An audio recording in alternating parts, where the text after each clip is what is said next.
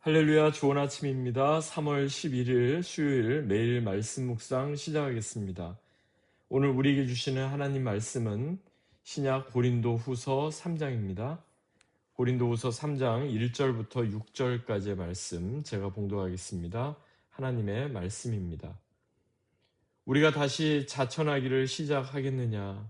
우리가 어찌 어떤 사람처럼 추천서를 너희에게 붙이거나 혹은 너희에게 받거나 할 필요가 있느냐? 너희는 우리의 편지라 우리 마음에 썼고 무사람이 알고 읽는 바라. 너희는 우리로 말미암아 나타난 그리스도의 편지니 이는 먹으로 쓴 것이 아니요 오직 살아계신 하나님의 영으로 쓴 것이며 또 돌판에 쓴 것이 아니요 오직 육의 마음판에 쓴 것이라. 우리가 그리스도로 말미암아 하나님을 향하여 이 같은 확신이 있으니 우리가 무슨 일이든지 우리에게서 난 것 같이 스스로 만족할 것이 아니니 우리의 만족은 오직 하나님으로부터 나느니라. 그가 또한 우리를 새 언약의 일꾼 되기에 만족하게 하셨으니 율법 조문으로 하지 아니하고 오직 영으로 함이니 율법 조문은 죽이는 것이요 영은 살리는 것이니라. 아멘. 이는 우리에게 주시는 하나님의 말씀입니다. 주님 감사합니다. 본문을 중심으로 너희는 그리스도의 편지니 너희는 그리스도의 편지니라는 제목으로 함께 말씀을 나누겠습니다. 간혹 우리가 보낸 편지가 제대로 전달되지 않고 반송이 되어 되돌아오는 경우가 있습니다. 편지를 받는 수신자의 주소를 우리가 잘못 기입했든지 또는 편지를 받는 수신자가 이제 다른 곳으로 이사를 했던 경우든지 이러한 경우가 대부분이죠. 분명 처음 편지를 보낼 때 편지를 받을 수신자를 생각하며 우리는 편지를 씁니다. 우표도 붙이고 또한 우편함에 편지를 집어넣습니다. 이때까지만 해도 이 편지가 제대로 배달이 안 되고 반송이 되어 우리에게 되돌아올 것이다. 이것을 기대하는 사람은 없을 겁니다. 그런데 여러분, 만약 하나님께서 보낸 편지, 수신자를 제대로 찾지 못하고 다시금 반송이 되어 되돌아오게 된다면 어떨까요? 우리가 계속해서 살펴보고 있는 고린도전서 그리고 고린도 후서는 일종의 편지입니다. 사도 바울은 문제 많았던 고린도 교회를 생각하며 고린도 교회 성도들에게 정말 애끓는 심정으로 이렇게 편지를 쓰고 있는데요. 처음부터 사도 바울이 선교 여행 중에 고린도에 오랫동안 머물면서 말씀을 가르치고 사역을 하고자 했던 것은 물론 아니었습니다. 그가 그러니까 아테네에서 고린도에 처음 이르게 되었을 때 그는 전적으로 하나님의 말씀에 사로잡혀 있었습니다.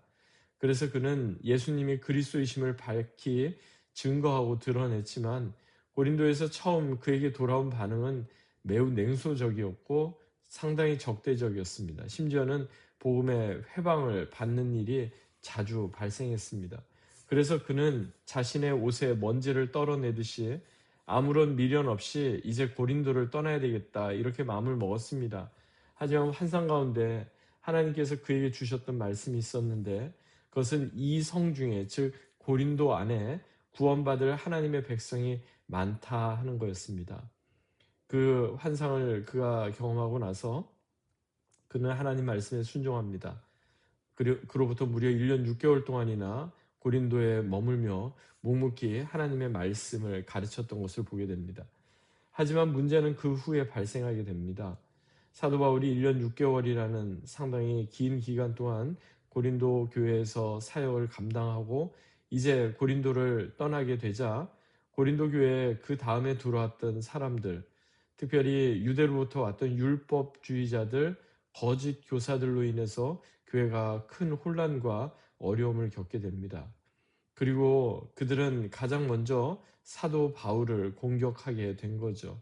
사도 바울의 약점과 어눌한 언변을 문제 삼으며 지금 그곳에 있지 않은 사도 바울, 그 사도 바울의 모든 사역과 헌신을 그릇된 것으로 이렇게 폄하하기에 이른 겁니다.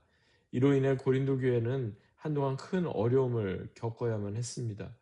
사도 바울을 찬성하는 쪽과 반대하는 쪽 이렇게 파벌이 나뉘기도 했습니다. 큰 분열과 어려움의 소식이 타 지역에서 머물며 복음을 전하던 사도 바울에게까지 전해졌고, 이 소식을 듣고 사도 바울은 마음에 큰 상심이 되었습니다. 하지만 그는 다시 한번 심기일전합니다.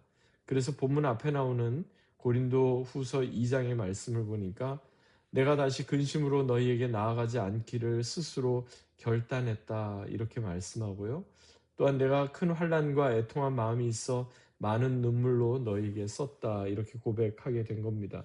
그러면서 어제 우리가 살펴본 것처럼 고린도 교회 성도들을 향해서 사도 바울은 하나님 앞에서 그리스도의 향기다, 이렇게 말씀을 했습니다. 그리고 오늘 본문에 이르러서는 여기에서 더 나아가 너희는 우리의 편지요 또한 그리스도의 편지다라고까지 말씀하기에 이른 겁니다. 오늘 본문 2절 그리고 3절을 보시겠습니다. 너희는 우리의 편지라 우리 마음에 썼고 뭇 사람이 알고 읽는 바라. 너희는 우리로 말미암아 나타난 그리스도의 편지니. 특별히 본문 2절에서 사도 바울이 고린도 교회 성도들을 향해서 너희는 우리의 편지다, 이렇게 표현을 합니다.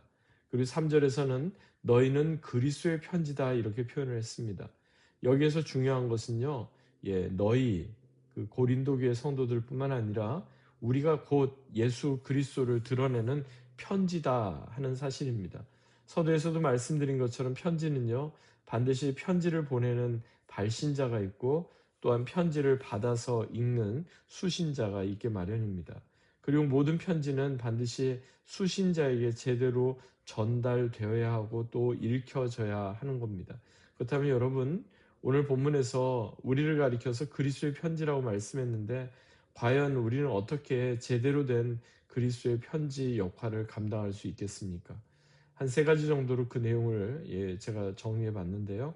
첫 번째는 하나님 말씀 안에서 변화될 때입니다. 본문 2절을 보니까 너희가 우리의 편지라 우리 마음에 썼고 뭇 사람이 알고 읽는 바라, 이렇게 말씀했습니다. 편지는 반드시 읽혀지기 마련입니다. 뭇 사람, 즉 세상 사람들이 다 알고 읽혀지는 것, 그것은요 다름 아닌 우리의 변화된 삶입니다. 그러니까 우리가 아무리 하나님을 사랑한다고 이야기해도, 아무리 우리가 신앙이 대단한 것처럼 우리가 어떻게 떠벌리면서 그것을 이야기해도 우리의 변화된 삶이 우리의 신앙을 뒷받침해 주지 못하면 우리는 제대로 된 그리스도의 편지 역할을 감당할 수가 없는 겁니다.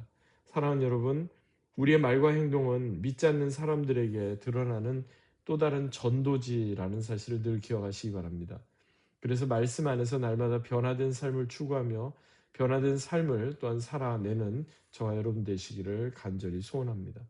두 번째는요, 살아계신 하나님의 영, 곧 성령님을 따르는 것입니다. 본문 3절을 보면 너희는 우리로 말미암아 나타난 그리스도의 편지니 이는 먹으로 쓴 것이 아니요 오직 살아계신 하나님의 영으로 쓴 것이며 또 돌판에 쓴 것이 아니요 오직 육의 마음판에 쓴 것이라, 이렇게 말씀했습니다. 이 구절에서 우리는 먹물로 쓰여진 편지가 아니라 살아계신 하나님의 영, 성령으로 쓰여졌고 돌판에 쓰여진 게 아니라 마음판에 쓰여졌다 말씀합니다. 마치 흙으로 빚어진 아담에게 하나님께서 코에 생기를 불어 넣어주심으로 생명이 된 것처럼 우리 안에도 하나님의 영, 성령, 성령의 영이, 성령의 생기가 더해져야 제대로 된 역할을 감당할 수가 있는 것입니다. 그렇게 되어야만 우리는 육신의 정욕, 안목의 정욕, 이생의 자랑에 사로잡히지 않고 참된 그리스도의 편지 역할을 감당하게 되는 것입니다. 그래서 사도 바울은요, 로마서 8장에서 이렇게 말씀하죠. 육신을 따르는 자는 육신의 일을, 영을 따르는 자는 영의 일을 생각하나니 육신의 생각은 사망이요 영의 생각은 생명과 평안이니라, 라고 말입니다. 진정 성령님을 따르며 성령에 집중하는 저와 여러분 되시기를 간절히 소망합니다. 마지막 3번째는 그리스도로 말미암는 확신과 하나님께로서 비롯된 만족이다 하는 사실입니다. 이것을 달리 표현하면 어떻게 표현할 수 있을까요? 무엇이 그리스도로 말미암는 확신이며 무엇이 하나님으로부터 비롯된 만족일까요? 이것은 한마디로 믿음입니다. 본문 4절과 5절에서 사도 바울은 이렇게 말씀하죠. 우리가 그리스도로 말미암아 하나님을 향하여 이 같은 확신이 있으니 우리가 무슨 일이든지 우리에게서 난 것 같이 스스로 만족할 것이 아니니 우리의 만족은 오직 하나님으로부터 나느니라. 이런 말이 있습니다. 믿음은 과거뿐만 아니라 미래에 대한 기억입니다. 보통은 과거에 어떤 것을 기억하는 것으로 생각하는 경우가 많은데, 믿음은요, 과거에 대한 기억뿐만 아니라 앞으로 하나님께서 우리 가운데 이루실 하나님의 약속을 우리가 기억하는 것으로, 우리가 믿음으로 또 오늘을 살아낸다, 그런 의미가 되는 겁니다. 여러분, 미래에 대한 기억으로 살아가는 사람, 그 사람이 믿음 있는 사람입니다. 그리고 그 사람이 하나님의 약속을 끝까지 붙잡는 사람입니다. 그리고 이러한 사람은 자신의 연약함과 부족함이 있어도 오히려 하나님의 은혜를 더 붙잡고 하나님께서 우리에게 허락하신 그 소명을 더 견고하게 붙잡으며 살아가게 되는 사람입니다. 사랑하는 여러분, 사도 바울은 오늘 본문에서 우리를 가리켜 그리스도의 편지라고 말씀했습니다. 한마디로 우리는 세상 가운데 보내지고 믿지 않는 사람들에게 읽혀지는 자들이다 하는 겁니다. 우리가 힘쓰고 애써서 그리스도의 편지가 되는 게 아니라 우리는 온전히 예수 그리스도 안에, 그리고 예수 그리스도에 의해서 보내지고 읽혀지는 자들임을 늘 기억하실 수 있기 바랍니다. 그리하여 말씀 앞에서, 말씀 안에서 날마다 변화된 삶으로, 그리고 하나님의 영인 성령을 따르는 삶으로, 또한 그리스도로 말미암은 참된 확신과 믿음으로 그렇게 세상 가운데 예수 그리스도를 드러내며 세상 가운데 그리스도의 참된 편지로 살아가는 저와 여러분 되시기를 주 예수 그리스도의 이름으로 간절히 축원합니다. 아멘. 하나님 아버지 감사합니다. 오늘 주신 이 말씀 기억합니다. 우리를 가리켜서 그리스도의 편지라고 말씀하셨습니다. 진정 세상 가운데 예수 그리스도를 온전히 드러내는 참된 편지의 역할을 감당하며 그렇게 사는 우리 모두가 되게 하여 주옵소서. 감사드리며 존귀하신 주 예수 그리스도의 이름으로 간절히 기도하옵나이다. 아멘. 오늘도 이 말씀 기억하며 믿음으로 승리하는 귀하고 복된 하루 되시기 바랍니다. 주님의 이름으로 축복합니다.